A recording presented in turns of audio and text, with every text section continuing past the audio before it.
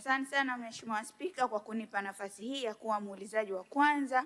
Kwanza kabisa ningependa kumpongeza Mheshimiwa Waziri Mkuu kwa kazi kubwa anayoifanya, lakini pia kwa namna alivyojipambanua kwamba yeye ni balozi wa watu wenye ulemavu.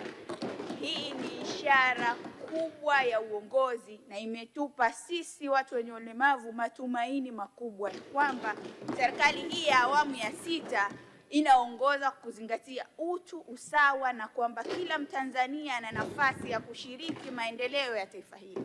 Mheshimiwa Waziri Mkuu, sisi Tanzania tumekuwa tukishiriki mashindano ya kimataifa ya watu wenye ulemavu ya michezo yanayojulikana kama Paralympic tokea mwaka 1992 kwa awamu tofauti, lakini hatujawahi kupata medali ya aina yoyote kwa kipindi chote hicho.